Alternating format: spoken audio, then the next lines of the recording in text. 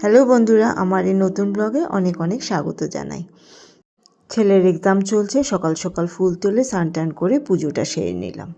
যে কদিন এক্সাম চলবে আমার সকালে এই সেম রুটিন চলে।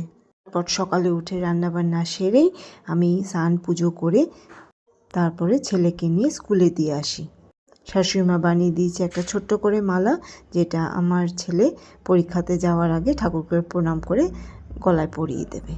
পরীক্ষার দিনগুলো সরস্বতী ঠাকুরকে কেউ মনে করে না, এরকম মনে হয় কেউ নেই। যাই হোক, স্কুল থেকে ফিরে এসেছি, আস্তে আস্তে শাশুড়িমা দুটো পার্সেল থামিয়ে দিল। চলো দেখাই এই পার্সেলগুলোতে কি আছে। একটার মধ্যে আছে এই ব্যান্ডগুলো দিয়ে আমার ছেলে কি করবে জানি না। যাই হোক, আর আরেকটা গিফট আমি এখন খুলছি, তোমাদের সাথে শেয়ার করছি আমি। দেখো, এটা একটা এনগেজ পারফিউমগুলো টেস্ট করলাম, সত্যি অসাধারণ ছিল। তোমরাও ট্রাই করতে পারো কিন্তু এরকম গিফট প্যাক। এই করতে করতে বেজে গেল প্রায় 2টো। চলো দেখাই আজকের লাঞ্চের জন্য কি রেডি করেছি। ধোকার ডালনা শাশুড়িমা করেছে, সিম দিয়ে ডাল করেছি, পনির করেছি আর সজনে ফুলের বড়া।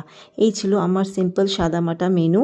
আর এখন পর্যন্তর গল্প, বাকি গল্প পরের ব্লগে দেখাবো। কেমন লাগলো এই ব্লগটা প্লিজ কমেন্টস করে জানিও। পাশে থেকো, ভালো থেকো, সুস্থ থেকো।